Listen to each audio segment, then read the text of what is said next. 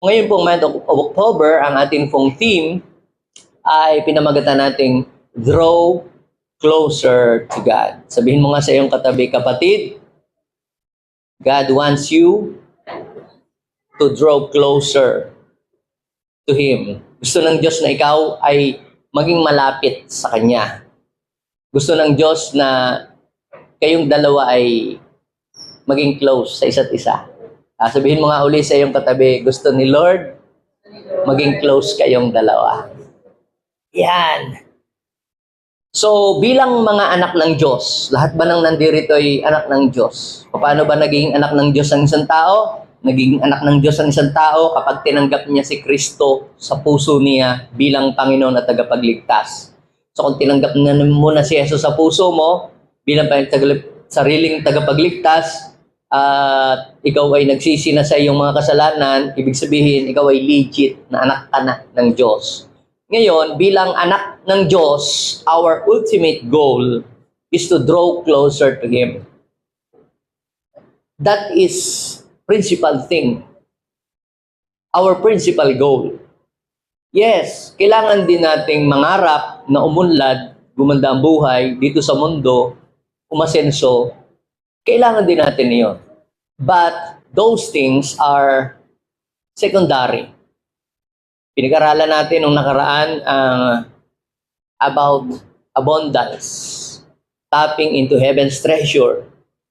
Paano magiging maunlad ang ating buhay in a biblical way. Na gusto ng Diyos na maging masagana ang ating buhay. But those things are just secondary. Dahil sabi ng Bible, anong mapapala ng isang tao? Makamtan man niya ang yaman ng buong mundo. Makamtan man niya ang lahat ng mga bagay dito sa libutan. Ay kung pupunta naman sa impyerno ang kanyang kaluluwa, ay di useless din.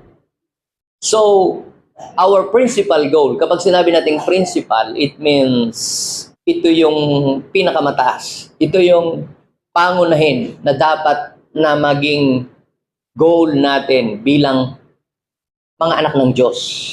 Our goal is to draw closer to God. Kasi po, kung dito pa lamang sa lupa, kailangan nating i-practice.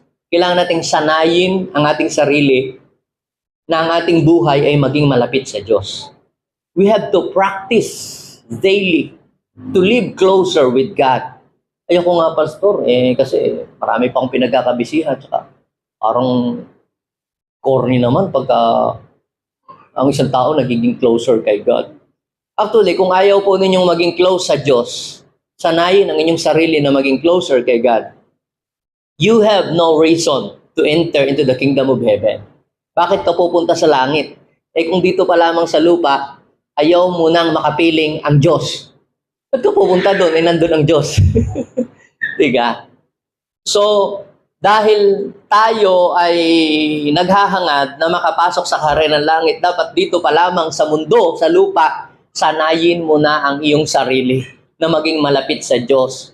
Dahil pag nandoon ka na sa langit, wala ka ng ibang pupuntahan.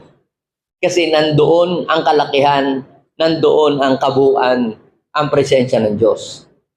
Ngayon, pag sinabi nating living closer with God, or draw closer to God. Hindi po ibig sabihin that you are pastor kids. Ikaw ay close na kay God. Uy, anak ito ng pastor, malapit siyang kay Lord. No? O ito sa church, ito nakatira, malapit na ito kay Lord. O ito, madre. O ito, pare. Malapit na yan kay Lord. O ito, ministro. O ito ay, religious. Malapit siyang kay Lord.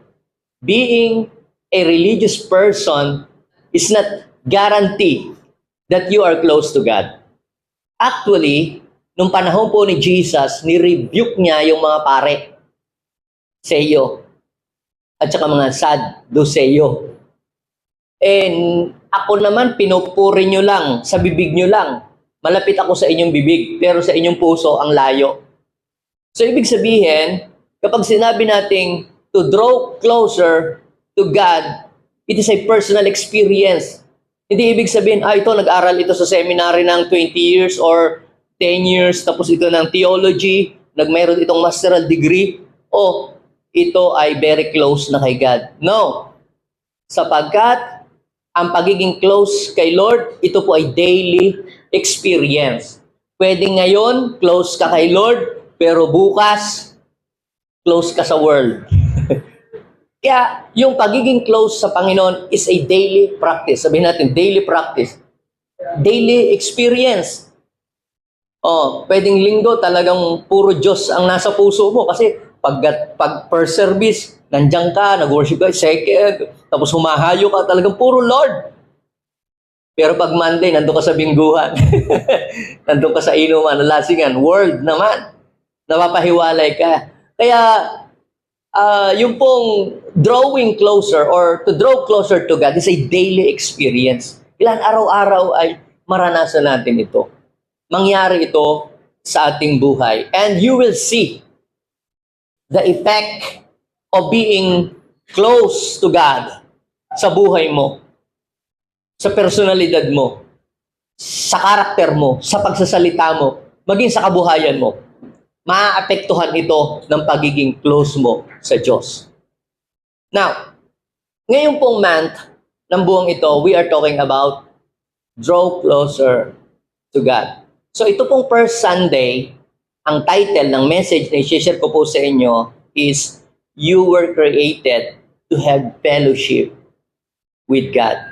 Sabihin mo nga sa iyong katabi, you were created to have fellowship with God. Ibig sabihin, tayo ay nilikhang mayroong kaugnayan sa Diyos. Sabi po sa aklat ng 1 Corinthians chapter 1, verse 8 to 9. Basahin po natin sabay-sabay. Go! He will also keep you firm to the end, so that you will be blameless on the day of our Lord Jesus Christ. Sabi ng verse 9, sabay-sabay, go! God is faithful, who has called you into fellowship with His Son, Jesus Christ, our Lord. You are not just created, but also called to have fellowship with our Lord Jesus Christ. Noong nilikha po ng Diyos ang tao, ay meron pong normal, regular, at maayos na pakikipag-ugnayan ang tao sa Diyos. Merong kangay sweet fellowship, good fellowship, ang tao at ang Diyos. Kaya lamang po, ito po ay nasira. Ito po ay nagkaroon ng lamat. Actually, hindi lang nagkaroon ng lamat eh. Na-destroy ito. Nasira, nawasak. At ngayong umagang ito, ang pag-uusapan muna natin, sa madaming pwede nating pag-usapan, is about the reason why man's fellowship with God was broken. Bakit ba nasira ang fellowship o ang kaugnayan o ang relasyon ng tao sa Diyos? At ang relasyon ng Diyos sa tao. I will share to you 3 primary reasons why man's fellowship with God was broken. Number 1, because of Satan's work. Dahil po ito sa kagagawan ni Satanas.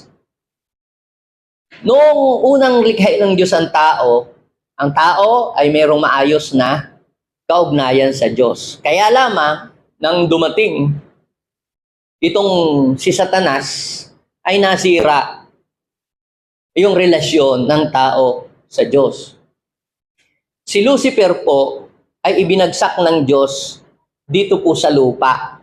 Kaya po siya po ay naging Satanas. Bakit baga, pastor, nilikha pa ng Diyos yang si Satanas na yan? Actually, hindi ho lumikha ang Diyos ng Satanas.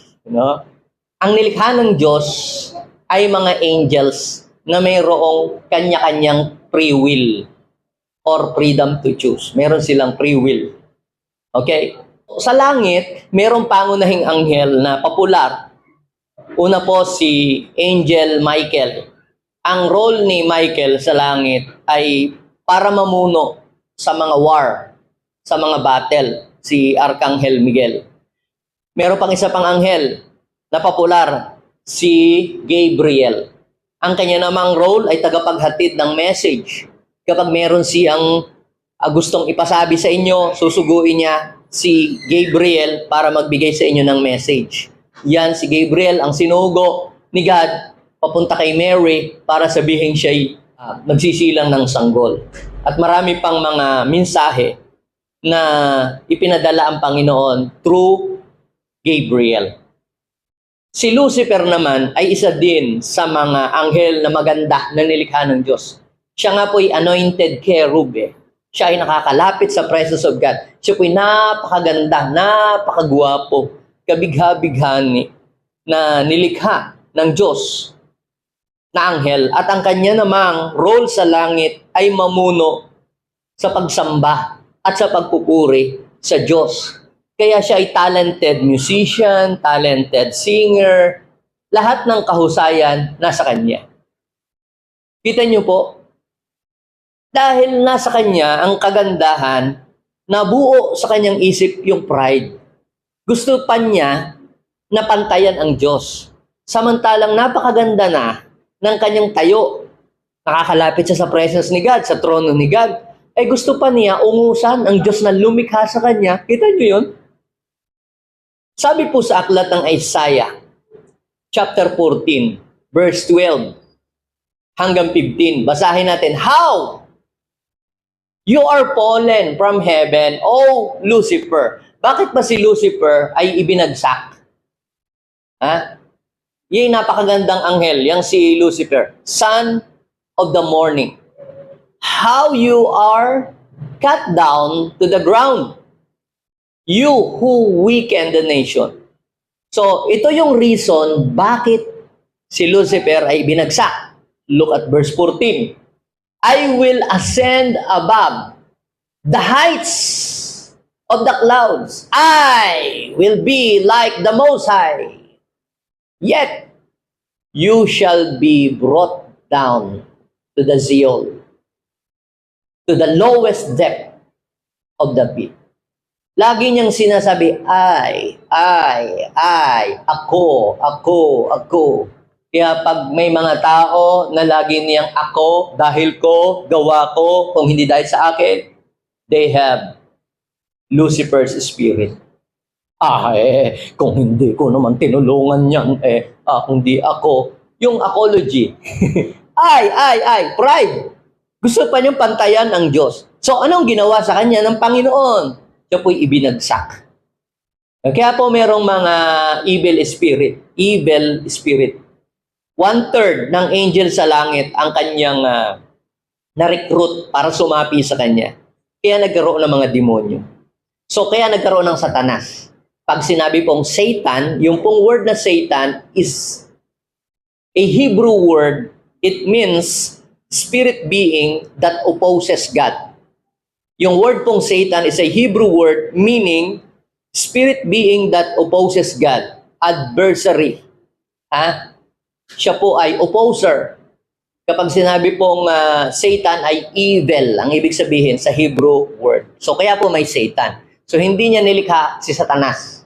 Si Lucifer ang kanyang nilikha na anghel. Kaya lang naging Satanas kasi ginusto ni Lucifer na maging ganun siya. Gusto niya maging hari. Di naging hari naman nga siya. Natupad ang kanyang wish ko lang. Kaya lang hari siya ng kadiliman. Hari siya ng kasamaan. Hari pa nga din naman. Kaya lamang, mga kapatid, siya ang haring talunan. Ngayon, mga kapatid, dahil sa siya nga ay binagsak dito sa lupa, nung kinikreate ni God ang daigdig, nung kinikreate ni Lord ang mundo, nakita niya na mayroon pa palang mas magandang nilalang ang Diyos.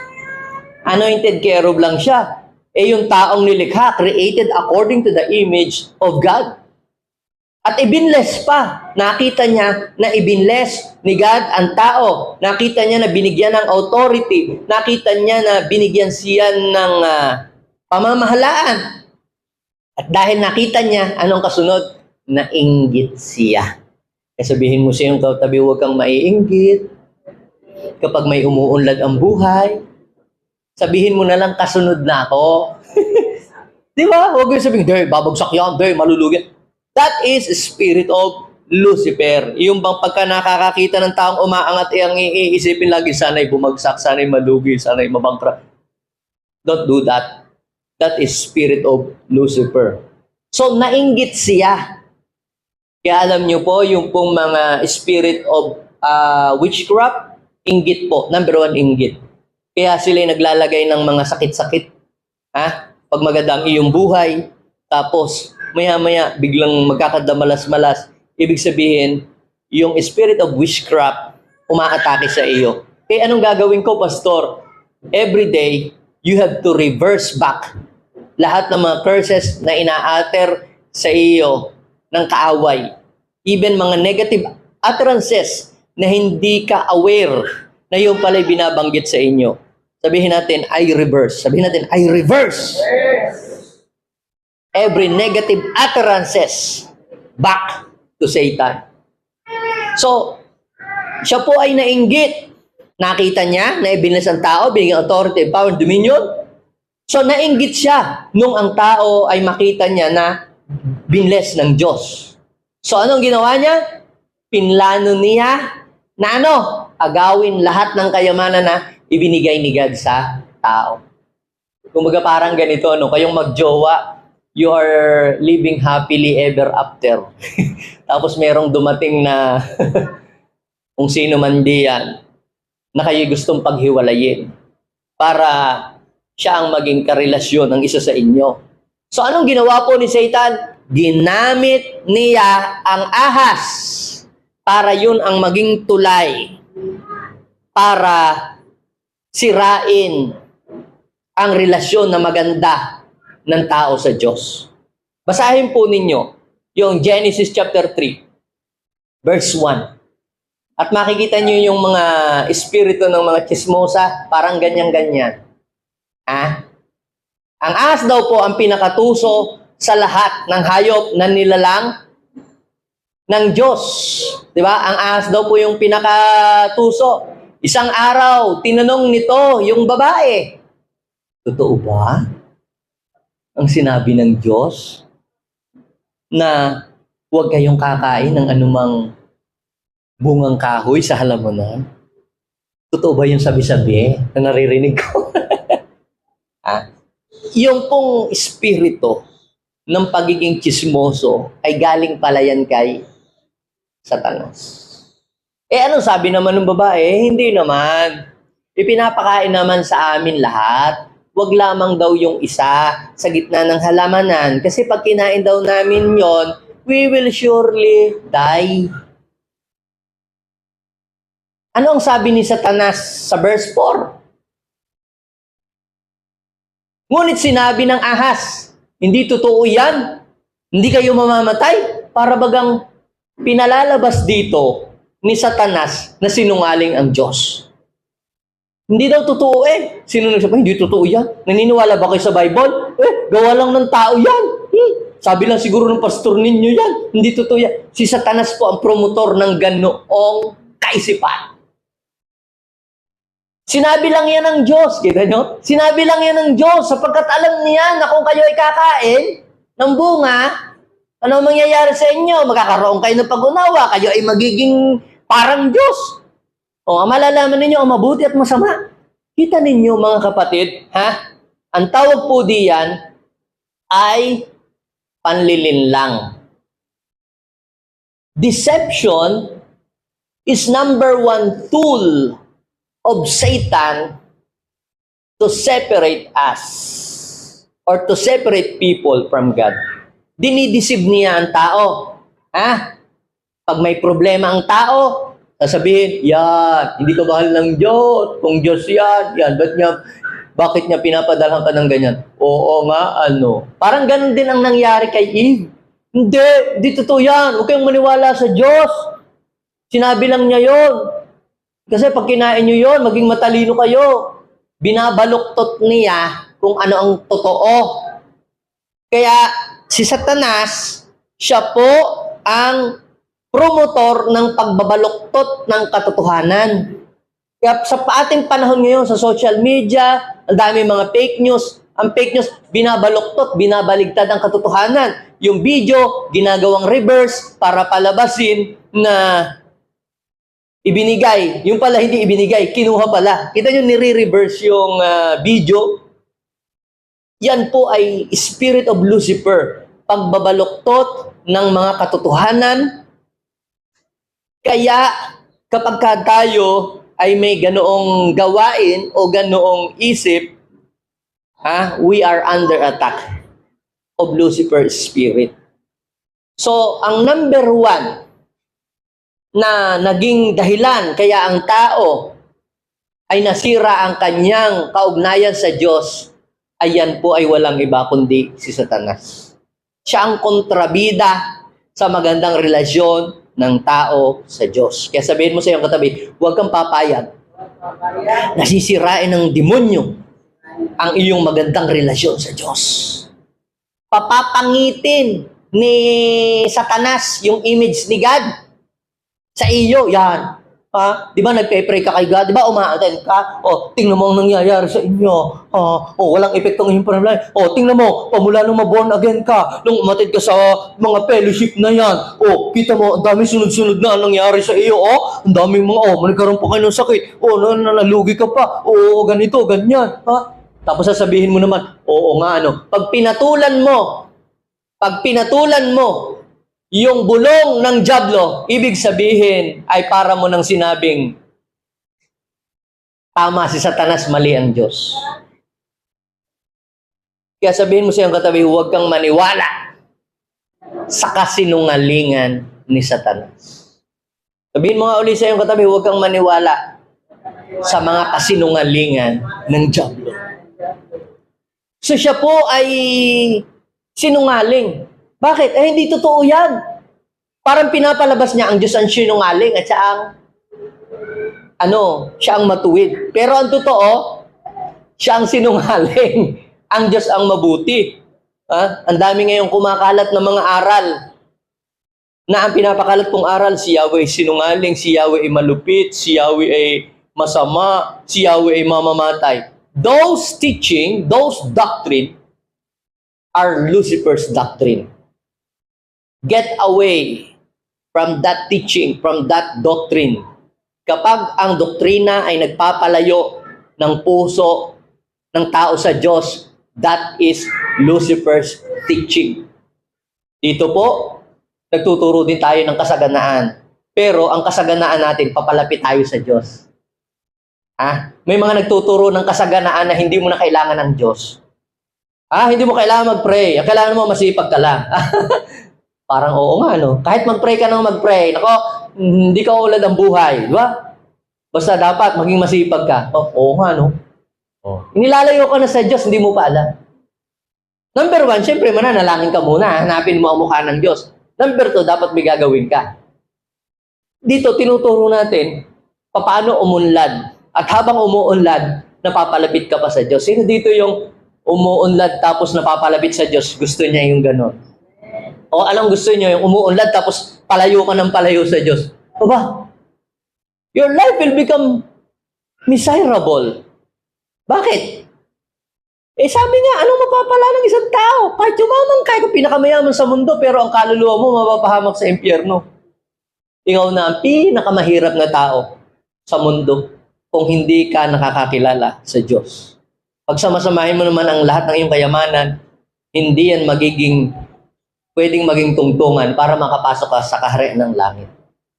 Ang kailangan mo pa rin ay lumapit ka sa ating Panginoon. So that is number one reason bakit ang tao ay napalayo sa Diyos because of Satan's work. At yan pa rin ang kanyang trabaho even to this very moment. Yan pa rin ang kanyang tactics. Yan pa rin ang kanyang strategy. Nagseserve ka kay Lord, tapos magpapadala siya ng maraming bagay na makakadistract sa'yo. Makakapagpalayo ng loob mo sa Panginoon. Hanggang sa dumating araw, sisisihin mo na si Lord at papalabasin mo si Lord lahat ang mali. Di ba? Kaya magtatampo ka na kay Lord. Pero hindi mo alam, pinakitaan ka lang ng dyablo ng mga distraction para malayo ang puso mo kay Lord. And then second thing na makikita natin sa Bible kung bakit nasira yung fellowship ng tao sa Diyos is because of man's disobedience and sins. Dahil doon sa pagsuway ng tao at sa kanyang kasalanan. Yun yung naging dahilan. Ang tao po ay binigyan ng Diyos ng utos. Ano yung utos na ibinigay ng Diyos sa tao?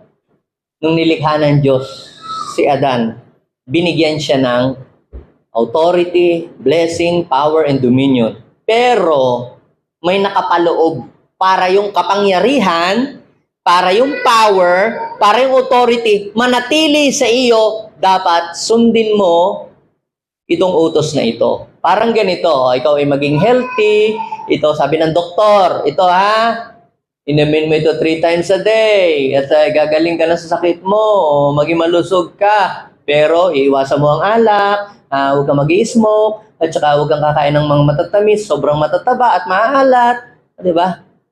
Merong rules kang susundin. Tinitake mo yung medicine, pero may mga bagay kang dapat i-avoid para gumaling ka. Ako ka po ba ninyo? Gayon din. Para manatili ka sa magandang kalagayan mo, sa Garden of Eden, yung relasyon ng tao sa Diyos, ito ay maging intact. Pwede mo makainin lahat ng mga bungang punong kahoy dito sa halamanan. Sabi ng Genesis, chapter 2, verse 16 to 17, ito ang unang utos na binigay ng Diyos sa tao na makakain niya ang lahat ng mga bunga ng punong kahoy sa halamanan. Maliban lang sa bunga ng punong kahoy na nakapagbibigay ng kaalaman tungkol sa mabuti at masama. Meron doong bukod tanging hindi pinapakain. Isa lang. Sa dinami-dami ng punong kahoy, doon na pagpipilian, merong isa doon na hindi pwedeng kainin. Na kapag kinain mo ang bunga niyon, sabi ng Panginoon ay, you will surely die. However, kung ano pa man daw yung bawal at ano daw man yung hindi ipinapakain, ay siya pang kinain. Kung ano daw bawal, yung pa daw ang masarap gawin. Ayon sa kasabihan ng tao. So, dinisobey ng tao yung napakahalagang utos ng Diyos. Because of disobedience, nasira yung kaugnayan ng tao sa Diyos. So, ginawa ng tao kung ano yung kanyang gusto. Basahin po natin yung basahin po natin yung Genesis chapter 3 verse 8 to 11. Nung dapit hapon na po, di kinain nga niya. Bakit ba kinain? Bakit ba kinain ng tao yung bungang punong kahoy na pinagbabawal ng Diyos? Because of Satan's influence. Mas pinakinggan ng tao ang sinasabi ng dyablo kaysa sinasabi ng Diyos. Kita ninyo tayo dito, halimbawa tayo, magkakasama tayo, lahat tayo dito JA1. Sama-sama tayo dito, masayang nagpupuri sa Diyos. Hindi natin sinisiraan ang ating mga kapatid, pinagpe-pray natin sila. At isang araw, merong tagalabas diyan na kung sino mang saan mang galing na na-encounter nyo lamang. Saka ba umaten? Sa JA1. Umaten ka dyan sa JA1? Di ba kakulto yan? Yung mga kaluluwa pinatatanggap sa Panginoon. Saka ganito ganyan. Kulto yan, sinasilehan mo. At dahil doon sa narinig mong sinabi ng mga tagalabas, nag-alinlangan ka na at mula noon na hindi ka na napunta sa church. Dahil doon sa sinabi ng taong nakausap mo na nun mo lang naman nakausap na hindi naman kayo close. At samantalang 10 taon, 5 taon, o ilang taon tayo magkakasama dito na wala naman tayong pinagsamahang masama. Hindi naman kayo inapi. bigla ka na lamang lumayo ang loob sa gawain ng Panginoon. Anong nangyari? For the past 10 years, walang ginawang masama sa iyong church. Pinag-pray ka lagi, in-encourage ka. Nung ikaw ay down. Tapos nung may mga nagsalita ng negative sa labas, bigla ka na lamang kumalas. Ang ibig sabihin niyan, ikaw ay nahawahan ng kamandag. Kamandag, ang tawag doon. Yung kasigla-sigla mong nagsiserve ka kay Lord, tapos biglang meron lamang nagsabi sa iyo ng isang bagay, biglang nawalan ka na ng gana. Nasubukan nyo, magbi-business ka, o kaya meron kang gustong gawin, tapos ay, ito maglulugi ka, kung may magsalitang negative, biglang nawala sa iyo yung adrenaline ng kasayahan at biglang parang tinamad ka ng bigla. Because you listen to the voice of Satan. Kaya mas dapat hawakan natin, kapitan natin yung sinabi ng Diyos. Dahil si Satanas, ang kanyang layunin palagi ay pabitawin ka sa iyong pagkapit doon sa mga salita at mga pangako at sa mga utos ng Diyos. So dahil sa hindi matibay ang paninindigan at kapit ni Eve doon sa sinabi ng Diyos, kasi second batch na lang siya ng salin . Ang first batch na sinabihan ng utos, si Adam, yung Genesis chapter 2, verse 16 to 17. Siya pa lang ang tao noon na sinabihan. So, si Eve, alam din niya. Kaya balik mo nga doon sa Genesis, yung totoo ba ang sinabi ng Diyos? Genesis chapter 3 verse 4 or Genesis chapter 3 verse 6.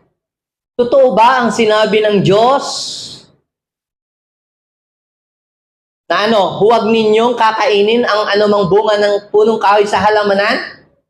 So, sino ang nagsabi kay Eve na huwag kakain ng bunga ng punong kahoy sa halamanan? Yung isa, doon na huwag kakainin? Si Adan. So, second level. Ang first level, si Adam. Kaya pagdating sa kanya, doon sa verse 2, sumagot ang babae. Maaari namin kainin ang anumang bunga sa halamanan. Huwag lamang ang bunga ng puno na nasa gitna niyon. Sabi ng Diyos. Tapos, huwag namin daw pong kakainin ni hihipuin. Yun ang problema May dagdag. Nasubukan nyo na yung magpalaro kayo sa Christmas, yung word relay? Epidemic, arithmetic, pagdating doon, pandemic. Iba-iba na. Meron ng daw, at meron pang dagdag na hihipuin. May nakalagay ba doon sa Genesis chapter 2, verse 16-17 na nihihipuin man lang? At meron pang daw. Merong dagdag na daw. Ibig sabihin, he is not sure. Kasi, sabi daw ito daw Ibig sabihin, pag daw, you are not 100% sure. Kaya dapat dito, para hindi ka mapakalas ni Satanas sa Diyos, dapat sure ka na ang salita ng Diyos na iyong pinanghahawakan ay totoong yun ay salita ng Diyos. Dahil kung hindi, you will become a victim of Satan's lie. So yun ang naging dahilan. Kaya nasuway ni Adam at ni Eve ang Diyos, kasi mas pinaniwalaan nila ang sinabi ni Satanas na pagbabaluktot sa mga sinabi ng Diyos kaysa doon sa mismong Diyos na talagang lumikha sa kalang nagsalita. Dapat alam natin kung kanino tayo makikinig. Mga anak, mas maniwala kayo sa tatay nyo at nanay nyo, hindi sa kapitbahay nyo. Kasi yung tatay nyo, yung pakain sa inyo, nagmamahal sa inyo. Diba? So, ganun din dito. Mas paniwalaan natin ang salita ng Diyos kasi siya ang lumikha sa atin, siya ang nagbibigay, nagpuprovide ng lahat ng ating kailangan. Dapat mas lamang, mas matimbang tayo sa ating pagkiling sa Diyos kaysa doon sa mga negative things of this world. So, because of what? Sins. Man sins and disobedience. Puntahan natin yung Genesis chapter 3, verse 8. 9, 10. Anong sabi ng Genesis chapter 3, Verse 8, nang dapit hapon na daw po, di nakakain na sila, dalawa. At bigla nabuksan ang kanilang kaisipan. Okay? So, narinig nila na naglalakad daw po sa halamanan ng Panginoon, kaya nagtago sila sa mga puno. Kita ninyo? Bakit? Pag yung isang tao ay may utang sa inyo, naririnig pa lamang ang inyong boses ay biglang natago na, o kaya yung motor na naandar. Maniningil na pala yun. Biglang natago ka, tinatago mo na yung mga tsinelas. O kaya, wala tao pero dami tsinelas dito. Andar TV pero walang tao. Bakit? Kasi hindi ka tumupad sa usapan ng utang, babayadan kita sa katapusan. Katapusan na, hindi ka pa nagbabayad. Hindi ka tumupad sa kasunduan. Yung pala, katapusan ng mundo pala yung iniisip mo. Iniisip naman niya, katapusan ng buwan. So, kita ninyo, ito ay talagang naging likas sa tao. Pag may kasalanan ng tao, naiwas. Kita niyo, may kasalanan sa inyo, laging naiwas siya. Kita niyo po. Ngunit tinawag niya ang lalaki at tinanong, saan ka naroon? Tanungin mo ngayong katabi, asan ka na? Hindi ibig sabihin na hindi alam ng Diyos kung nasaan ang tao. Siya ay all-knowing God. Pero gusto niyang ibalik sa tao para makita niya yung kanyang point of origin. Saan ka na ngayon? Dapat ikaw mismong makaalam, kamusta na ang buhay mo? Kamusta ka na ngayon? Dati ang lapit mo kay Lord. Dati very close ka. Dati ang sipag mo sa gawain. Pero, saan ka na ngayon? Alam niyo po kung ang tao, pagka nagkakamali, nagkakasala, lumalayo si Lord. Pagka ang tao, nagkakasala, hinahanap. Yun si Lord. Ikaw, pag nagkakamali ka, umiiwas ka, hindi mo na ako mag-charge kasi may nagawa akong kasalanan. Di ba? Kasi nagalit ako kahapon, nag-away kami ni Mrs., di mo na ako dadalo. Yun yun. Ang kasalanan, siya yung nagpapalayo. Ikaw lang naman ang nalayo, pero si Lord, gusto nga niya eh. Nagkamali ka, mas kailangan mo na maging malapit kay Lord para maayos ka. Kasi kung lalayo ka, lalong lalala ang kasalanan, di ba? Lalong lalala. Kapag lalayo ka sa Diyos, lalong magiging complicated ang iyong buhay. So, tinawag niyang tao, nasaan ka? Natatakot po ako nang marinig kong kayo ay nasa halamanan.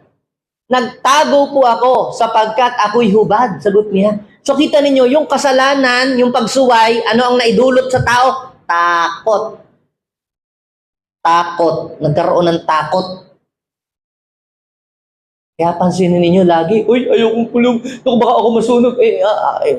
Attend tayo sa church. Alam mo, makasalanan, maraming ginagawa, maraming bisyo. Ayoko, baka ako masunog. Ako magbasa ng Bible. Kita po ninyo, kahit hindi mo man ito sinasadyang gawin, pero nagiging likas sa iyo na pag nagkamali ka o may nagawa kang hindi maayos, ay parang gusto mong umiwas. Ayaw mo magpakita kung kanino man. So, you will surely die. Ang ibig sabihin nun ay hindi yun physical, kundi yung iyong kaugnayan sa Diyos, mamamatay yun. Namatay ang kanilang kaugnayan sa Diyos.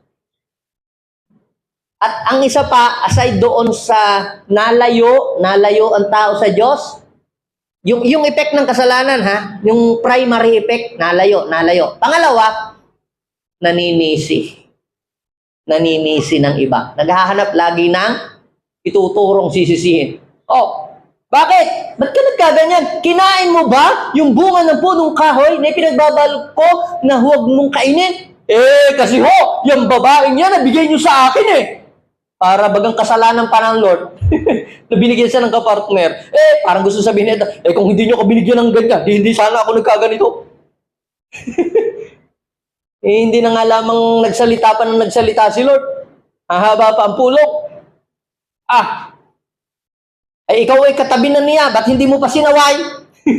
Nandoon din lamang. Sa tinanong naman yung babae, ba't mo naman ginawa yun? Kasi yung ahas mo kasi. Kita ninyo? Walang pag-amin. Lagi nagtututuro. Ngayon, siya kasi, yun kasi. Ano? Kaya, buti hindi tinanong ng Diyos yung ahas. Baka sabihin naman ng ahas, baka yung palaka.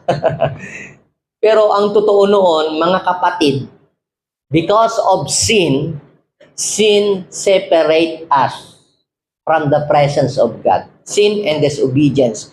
Pansinin ninyo po ang sinabi ng Isaiah chapter 52, verse 1 and 2. Basa. Tingnan ninyo, si Yahweh ay may kakayahan upang iligtas ka. Hindi pala siya mahina. He is the Almighty, He is the mighty God. Siya'y hindi bingi.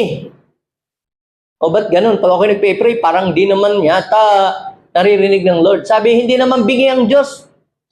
Para hindi mapakinggan ang ating mga hinaing, mga prayers. Anong sabi ng verse 2? Yun daw pong masasama ninyong gawa. O, sama na natin yung tayo ng lahat. Ang masasama ninyong gawa, ang dahilan saan? Ng pagkawalay ninyo sa Diyos. O, nagkasala kayo kaya hindi ninyo siya makita at hindi niya kayo marinig. So kahit pa-pray tayo ng pray, unless na yung kasalanan ay maalis sa atin, tsaka pa lang tayo magkakaroon ng maayos na access sa Diyos. Then third thing na nagpahiwalay sa tao, sa Diyos, sa kanyang fellowship sa Diyos, because of man's wrong choice. Dahil sa maling pagpili ng tao. Tayo ay nilikha ng Diyos na hindi mga kagaya ng robot na kinokontrol tayo. Tayo ay may freedom to choose or free will. Ano ang patunay? Deuteronomy chapter 30 verse 15. Nasa inyo ngayon ang kapasyahan. Na kanino ang kapasyahan? Nasa atin.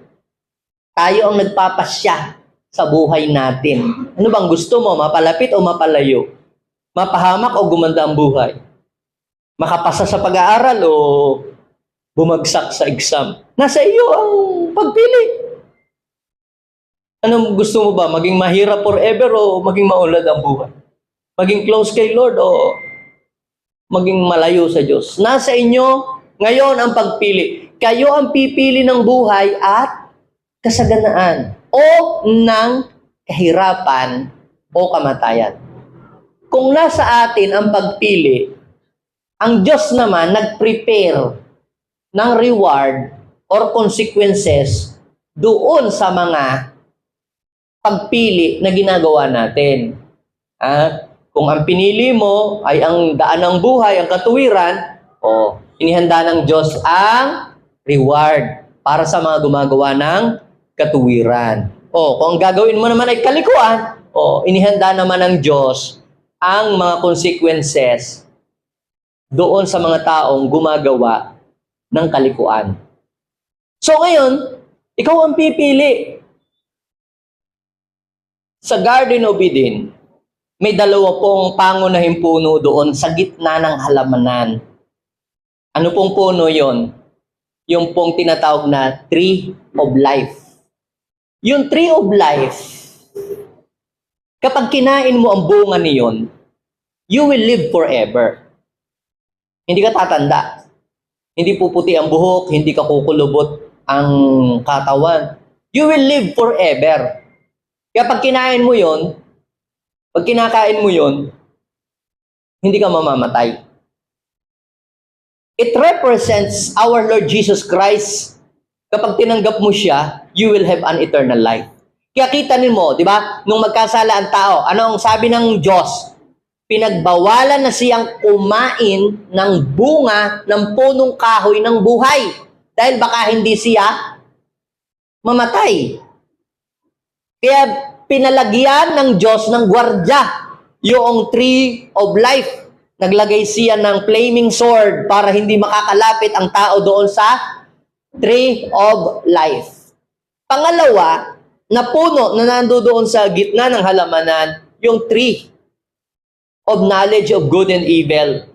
Kapag kinain naman yun ng tao, ang tao po ay mabubuksan ng isip, magiging malisyoso siya. Dati ang tao inosente sa kasamaan, sa kasalanan. Hindi niya alam ang mga kung ano-ano mang parang mga bata na kagaya mga batang maliliit na inosente sila. Hindi sila malisyosong mag-isip. Hindi sila mga mapaghinala sa anumang mga bagay. Basta pure ang kanilang mind. Pero nung kumain po sila noon, para silang na-food poison. Alam niyo yung mga napo-food poison? Iba-iba ang mga effect sa katawan ng napo-food poison.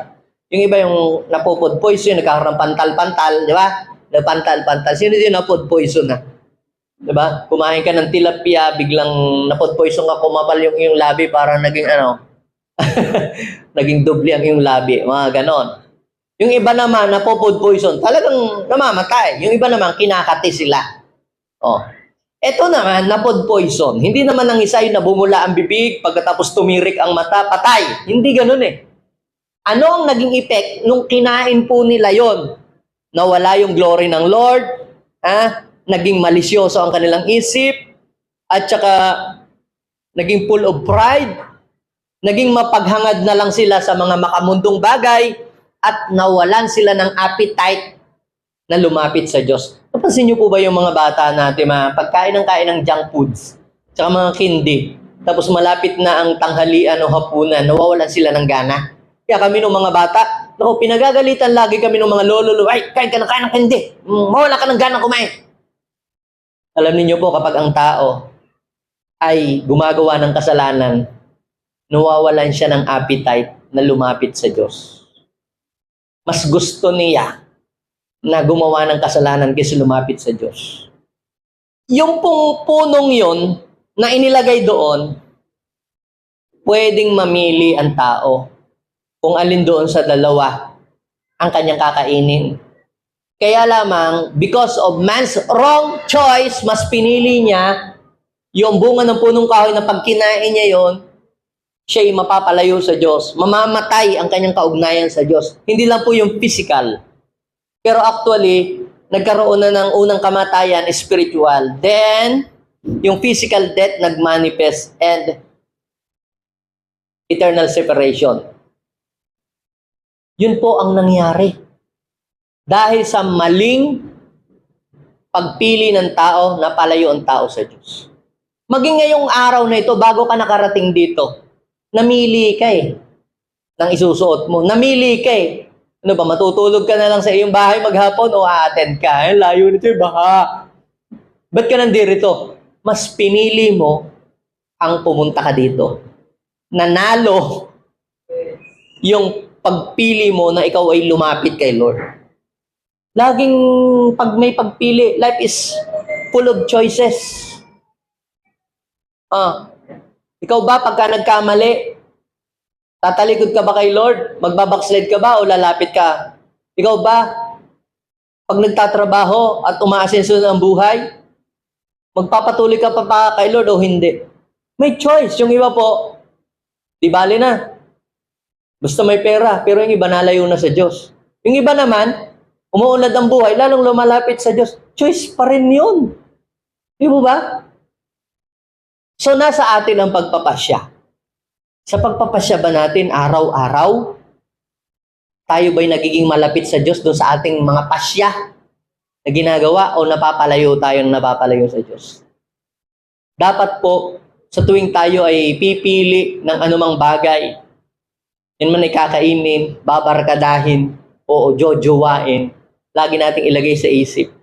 Kapag pinili ko ba ito, ginawa ko ba ito, ako ba'y mapapalapit kay Lord o ako ba'y lalayo sa Kanya? It's a matter of choice. Nasa sa iyo ang pagpili. Anong gusto mo? Maging malapit kay Lord o lumayo, humiwalay sa Kanya? Now, bagaman ganun ang nangyari, God Himself made a way to restore man's fellowship with God. Bagaman ganun ang nangyari. Nagka-problema ang relasyon ng tao sa Diyos, pero si Lord pa rin ang nag-isip ng solusyon para mapabalik yung dating samahan ng tao. at ng Diyos na nasira. Meron pang ang prophecy sa Genesis 3:15.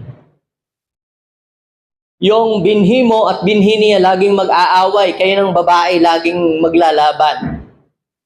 At merong isang lilitaw na seed na dudurog sa ulo mong yan. God is prophesying the coming of Messiah, yung seed na dudurog sa ulo nung ahas, Satanas yon, ay si Jesus Christ. At yun ay napulfill. So, God Himself made a way to restore man's broken relationship with God. He sent His beloved Son, Jesus, para yung nasirang relasyon ng tao sa Diyos muling maayos. Wala namang ibang gagawa nun Kasi ang tao, palayo ng palayo, wala. Sino magre-reconcile? Sinong aayos ng relasyon? Naalala ko po, kami po'y may pusa. Yun na yung pusa ay pusakal. Pusakal na galing sa kalye. Nandiyan po kami sa, yun yung pusa na bumuntot lang kay Yumi. Yeah. Bless na bless yung pusa. Dahil sa dinami-dami ng pusa kalye, siya ho'y napaboran. Siyempre, pinakakain namin. Ano ho yun? Hindi kumakain ng tinik yun. Pinapakain pa namin. Pero pusa kalye siya. Ayun ang grace. Nung magkaroon ng pandemic, wala akong natabi sa akin. Nung ako'y yun lang ang pusang yun. Ang tumabi sa akin. Siguro hinigop niya lahat ng aking virus. Nung kami po'y lumipat dito sa Mayumot, dinala namin yung pusang yun. Kaya lang nawala. Naku, si Yumi, lungkot na lungkot. Buti lang bumalik. Ang problema ko doon sa pusa, pagka tumitira sa aming bahay, laging dumudumi. Pumupupo kung saan-saan. Sa galit ko nung isang araw, ang ginawa ko, kinuha ko yung pusa, pinaamoy ko sa kanya yung kanyang dumi. Pagkatapos ko, ginawa ko talaga, yun. Tapos itinihagis ko doon sa labas at inala ko yung pinto. Bakit ko siya inihagis? May ginawa siyang kasalanan. Nagalit ako dahil doon sa ginawa. Hindi ako galit doon sa pusa. Ginagalit ako kasi dumumi siya doon. Ito ngayon. Nung hapon na papakainin ko, tinatawag ko yung pusa, ayaw lumapit. Kita mo talagang, alam ng pusa, buti may pusa, no? Alam na may ginawa siyang kasalanan. Yan tao. Talagang ayaw lang, parang yung mailap. Sabi ko, muning, biglang tumalat. Alam pala niyo, Mirgo. Alam niyo kung sino lamang, kaya lang pumasok sa loob. Tinawag ni Yumi. So dahil kay Yumi, tinawag niyo yung pusa, pumasok doon sa loob at pinakain. Pero nung ako ang tumatawag, ayaw lumapit. Kasi alam niyo, may kasalanan siya sa akin. Now, ba't ko po nasabi yun? Alam niyo po, nung magkasala ang tao sa Diyos, walang ibang gumawa ng way para ang tao at ang Diyos ay magkaayos muli. Kundi si God din mismo ang gumawa ng way na bagamat Diyos nagkatawan tao. Basahin po ninyo ang 2 Corinthians 5, verse 18 to 19. Ang Diyos ang gumawa ng lahat ng ito. Pansinin niyo? Sa pamamagitan ni Kristo. Ibinilang niya tayong mga kaibigan at hindi na mga kaaway at pinili niya kami upang ang iba pang mga tao ay maging kaibigan niya. Sinugo si Jesus Christ at si Jesus Christ naman sumugo ng mga pastor, mga apostol para yung mga tao tawagin at ilapit muli, lumapit kayo sa Diyos. Ganun man karami ang kasalanan nyo, hindi kayong patawarin. Look at that verse. Sabi po ng verse 19, ang ibig sabihin, sa pamamagitan ni Kristo, ang mga tao'y ibinilang ng Diyos na mga kaibigan. Kita nyo? Naging kaaway pero gumawa si Jesus ng way para ang Diyos at ang tao muling magkabati at ma-restore yung fellowship ng tao sa Diyos. At nilimot na niya ang kanilang mga kasalanan. Kita ninyo? Sa dami ng ating mga nagawang kasalanan. Kapag yung mga kasalanan nating iyon ay ating pinagsisihan, limot na yun ng Diyos. Burado na yun. kumbaga, sa iyong laptop, delete and empty the recycle bin. Ganon ang nangyari kapag ang isang tao ay humihingi ng tawad sa Diyos. So, God Himself made a way to restore our fellowship with Him. He sent His beloved Son, Jesus Christ, to reach us para tayo hanguin sa kasalanan. And Jesus invited sinners to come to Him. Tinawagan niya yung mga makakasalanan lumapit sa Kanya. Basahin po natin ang Lucas chapter 5 verse 32. I have not come to call the righteous. I have not come to call the righteous.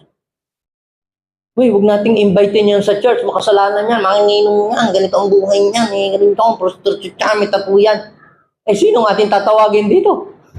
Ang sabi ni Jesus, I have not come to call the righteous. At wala namang righteous. Sino baga ang righteous sa atin? Kaya ang ating layunin, kaya may church, para tawagin ang makasasalanan.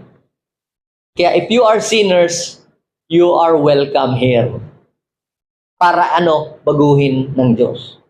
Siyempre, sa talyer, ang dadalahin mo sa sakyan doon, yung sira. Diba? Sa car wash, ang dadalahin mong sasakyan, yung madumi. Kung malinis naman sasakyan mo, papakarwas mo ba? Kaya tayo pumupunta dito sa church, marumi tayo. Gusto nating magpalinis kay Lord.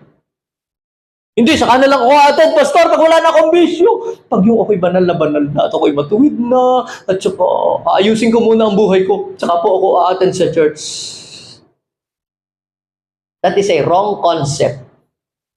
That is your own idea. Ang church idea ito ng Diyos para ang tao ay lumapit sa Kanya. Amen? Yes, the Lord built His church to connect us to Him para tayo maging tagasunod niya. I have not come to call the righteous, but sinners to repentance. So, anong kailangan? Kailangan nating pagsisihan ang ating mga kasalanan. So, ito na. Before I end, tatlong A. How to restore our broken relationship with the Lord. Tatlong A. Triple A. Battery. Triple A. Number 1A, admit the wrong things. Admit all sins that you have done. Hindi mo naman kailangang itanggi. Dahil alam naman ng Diyos lahat ng ginawa mo, wala daw nalilihim. Ang kailangan lang, aminin mo. Admit that you are a sinners. Aminin natin. Sa mag-asawa, sa relasyon, o kahit pa yan ay partner o magjowa, ang nagiging mitsa ng hiwalayan ay pride. Paghihiwalay yan ng mag-asawa ay pride.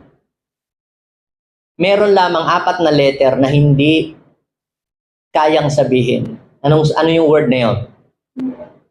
Sorry. I was wrong. Pero dahil ayaw mag-sorry, hanggang sa nagkadimandahan, hanggang sa sorry lang ang sasabihin, hindi pa masabi, sorry, kasi nasaktan kita sa salita ko. Sorry, dahil naging malupit ako sa'yo. So, sorry lang, hindi masabi. And because of pride, hindi masabi yung sorry. Kaya yun. Nagkahiwalayan.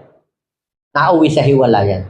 Alam niyo po, mga kapatid, alisin natin ang pride and let's humble ourselves and admit our mistakes to the Lord. Yun lang naman ang gusto ng Lord. Alam naman ng Lord na mahina tayong nilalang. Ang gusto lang marinig sa atin ng Lord, Lord, sorry, it means I admit what I have done to you. I was wrong. 1 John chapter 1 verse 8 and 9. Basahin natin. Kung sinasabi natin, tayo walang kasalanan, pride yun. Ha? Dinadaya natin ang ating sarili, wala sa atin ang katotohanan. Pero, kung ipapahayag natin sa Diyos ang ating mga kasalanan, ano daw ang mangyayari? Iisnabin ka ba ni Lord? Lalayuan ka ba niya? Hindi. maaasahan nating papatawarin tayo ng Diyos sa ating mga kasalanan at lilinisin niya tayo sa ating mga kasalanan sapagkat siya ay tapat at matuwid. Yun ang kanyang gagawin. Hindi kanya susumbatan, ganito ka, ganito ang ginawa mo, ganito, di ba? Siguro kung sa tao mo gagawin yun, baka makakarinig ka ng mga kung katakot-takot na mga sermon. Pero si Lord, pag inamin mo sa kanya yung pagkakamali, wala siyang ibang gagawin kundi papatawarin ka at lilinisin ang iyong buhay at i-repair ka niya. Amen?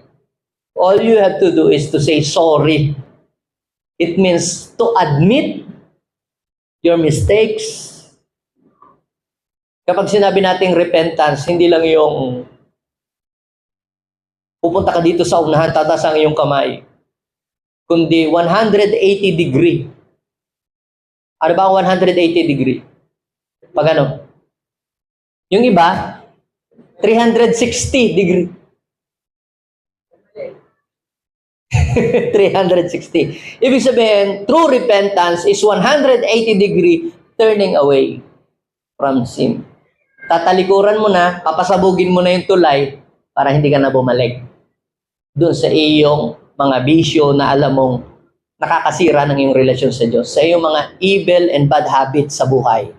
Okay? Hindi madali yon. Kailangan mo ang tulong at ang lakas ng Diyos at ng power ng Holy Spirit. Then, pangalawang A, kasi ano, kung ang kasalanan, if sin broke or breaks our relationship to God, repentance brings us closer to the Lord. Kaya yung unang-unang preaching ni Jesus ang lumabas sa kanyang bibig, repent. Kasi yung walang ibang paraan para maayos yung relasyon mo sa Diyos, kundi yung magsisisi ka. Kung gusto mong umiyak ka kay Lord, umiyak ka. Basta pakita mo yung iyong pagsisisi na, Lord, I'm sorry, Lord, for the things I... So, hihingi ka ng tawad kay Lord. Between you and God. Kanya-kanya tayong sisi dito. Kanya-kanya tayong repent. Hindi ako na lang ang magsisisi para sa iyo. Hindi ganun. Hindi ako na lang ang maghihingi ng tawad para sa aking anak. Hindi. Dapat yung anak ko humingi din ng tawad kay Lord. Lahat tayo dito. Kanya-kanya tayong sisi. Kanya-kanya tayong repent. Kasi po, to have fellowship with God is personal thing. So, pangalawang A, accept. Una, admit that all things that you have done. Pangalawang A, accept Jesus as your Lord. So, bakit Lord? Kasi pag sinabing Lord, siya yung susundin, hindi ikaw. Pwede ba naman yung siya yung Lord, tapos siya yung utos-utusan mo? Lord, ganito ganito yan. Gusto ko ganito, Lord. Hindi. Pag sinabi mo siya as your Lord, Lord, ikaw na po ang masusunod sa buhay ko, hindi ako. Hindi na po ako. Yes, meron po akong free will, but not my will, but your will be done. So, pag sinabing obedience to God, you are surrendering your own will to Him. Kaya siya nagiging Lord. Lord kasi, kung ano yung gusto niya, sinusunod mo. Pero kung ano yung gusto mo, yun ang ginagawa mo. Ibig sabihin, hindi siya ang Lord. Ikaw ang Lord. Ikaw nakaupo doon sa, sa trono. Hindi si Lord. So, kinakailangan tanggapin mo siya, Panginoon mo, tagapagligtas mo ng buhay mo. Revelation chapter 3 verse 20. Ano daw? Nakatayo ako sa labas ng pintuan at kumakatok. Pag dininig mo o kung diringgin mo aking tinig, bubuksan ng pinto. O tayong lahat kinakatok tayo dito ng Lord. Are you willing to open the door of your heart to accept Him? Huwag kang matakot dahil pag si Lord in-invite mo, laging may dalang pagkain, may blessing lagi. Amen? Kami magkasalo, kaming kakain. It means fellowship. Magkasalo, it means fellowship. When you invite Him sa iyong buhay, marirestore yung iyong fellowship with the Lord. And last, A, admit, accept, abide. So, ito na, nakapag-repent ka na, tinanggap mo na sa iyong buhay, anong gagawin mo na? Pag sinabing abide, abide means to remain, manatili ka na. Huwag mo nang sirain yung relasyon ninyo, naayos na nga eh. At pag ibayuhin mo yung iyong relasyon kay Lord, Kasi na-restore na nga eh. Nung mag-repent ka, automatic ni-restore na ng Lord. Nung tinanggap mo na ang siya sa puso mo, ni-restore na niya. So, what's next? You have to abide in Him. Abide in His Word. It means to remain. So, doing the will of God brings us closer to Him. Para po tayo ay ma-restore ng lubos-lubusan ang ating fellowship kay Lord, we have to abide. It means to remain in Him, in His Word, in His presence. John chapter 15 verse 7, if you abide in me, and my words abide in you, anong kasunod na mangyayari? Ask whatever you wish, and it will be done to you. Bakit? Wala na kasing harang, wala na kasing sagabal. Kanina, sabi, sins separate us from the Lord. Kahit mag-pray ka ng mag-pray, hindi maririnig ng Diyos. Pero kapag nag-repent ka na, sumuko ka na sa Diyos, nanumbalik ka, ni-offer mo ang sarili mo kay Lord, di ba ang sabi? When you abide in Him and abide in His Word, ask whatever you wish, and it will be done for you. Kaya, sabihin mo sa iyong katabi, let's grow closer to God. Sino ditong gusto niyang mapalapit ang kanyang buhay sa Diyos? That is our ultimate goal as a child of God. Kung gustong-gusto mong yumaman, mas gustuhin mo ang mapalapit sa Diyos. Kasi yung lahat ng gusto mo, nasa Kanya. Amen? If you have God, you have everything.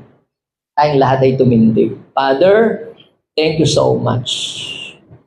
Because you brought us here in spite of many hindrances, in spite of many mistakes that we have been committed long time ago or many years ago. Pero nandito kami, ipinaunawa mo na kahit madami kaming pagkukulang, kahit madami kaming mga pagkakamali, madami kaming mga mistakes na nakomit sa buhay, wala kang ibang gusto, kundi ang kami ay ilapit sa inyo. Kapatid, hindi niya binibilang kung ano yung mga mistakes mo. Maring nahihiya ka sa mga naging desisyon, bad decisions mo sa buhay. Eh wala tayong magagawa. Nakumit mo na ang decision na yan eh. Pero merong best thing that you can do. Yung lumapit ka kay Lord.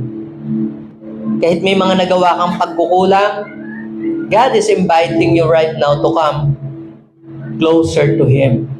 Kasi walang ibang solusyon para maging maayos ang ating buhay, kundi yung lumapit tayo kay Lord.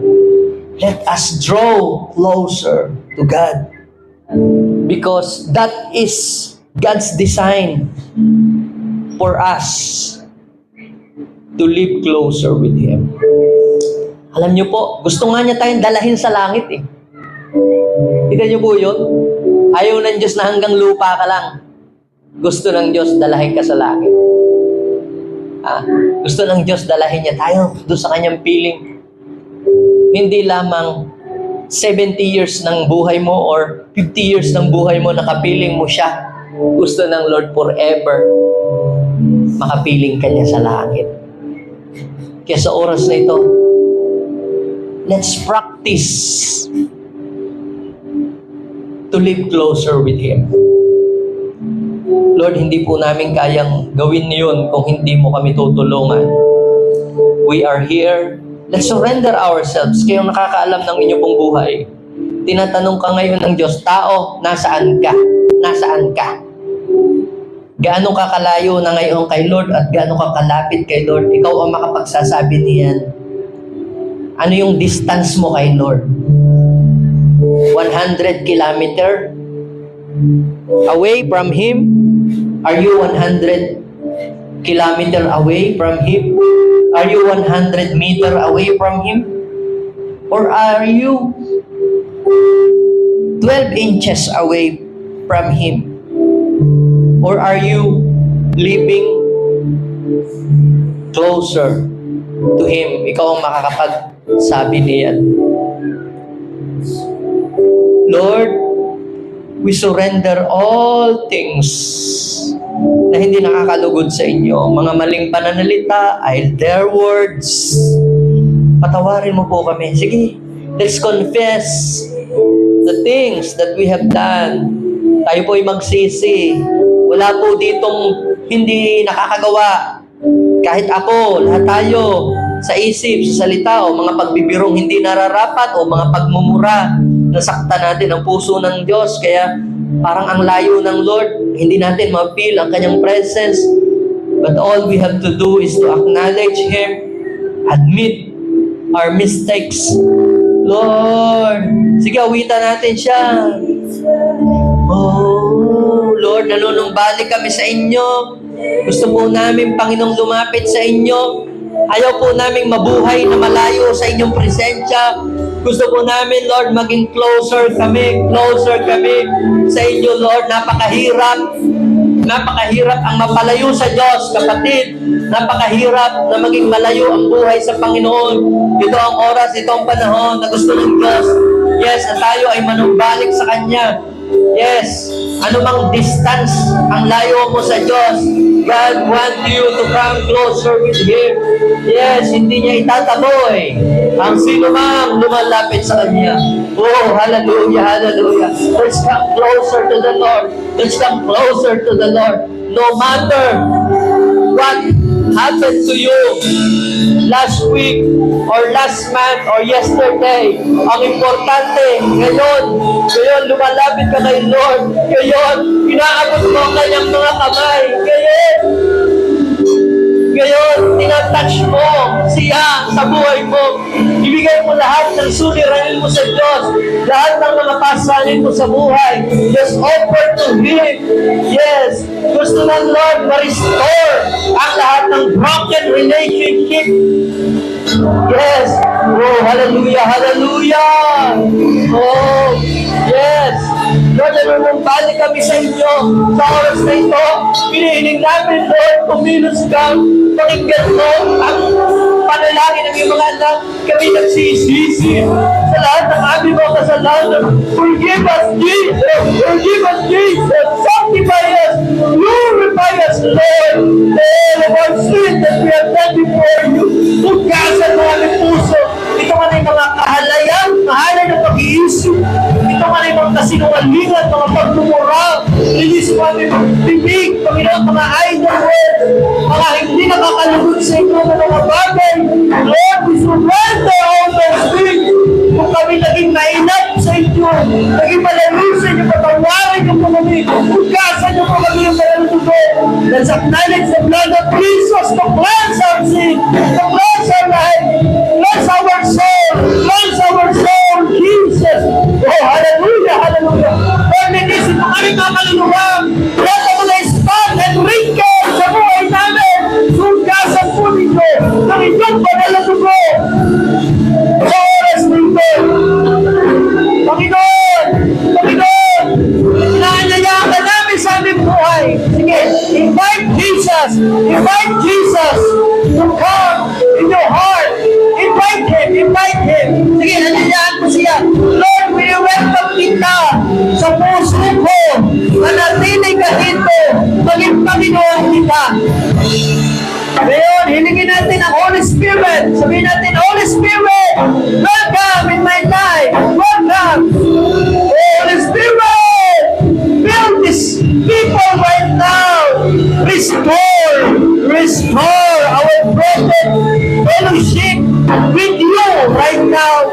Mula ngayon, Lord, mauuhaw kami muli sa iyong mga banal na salita, sa iyong mga kapahayagan, sa inyong mga landas. Thank you, Lord. Thank you, Lord. Ilagay natin ating kamay sa ating puso. Sabihin natin, Panginoong Jesus, maraming salamat sa pagkakataon na ibinibigay mo sa akin na gusto mo na mapalapit ako sa inyo. Salamat, Lord, dahil gumawa ka ng paraan para ako na nasa malayo sa inyo ay mapalapit, Panginoon. Tulungan niyo po ako, Lord, na sa araw-araw, makapamuhay ako na malapit sa inyong piling. Guide me, Lord, daily. Help me, Lord, to live closer with you. In Jesus' name. Amen.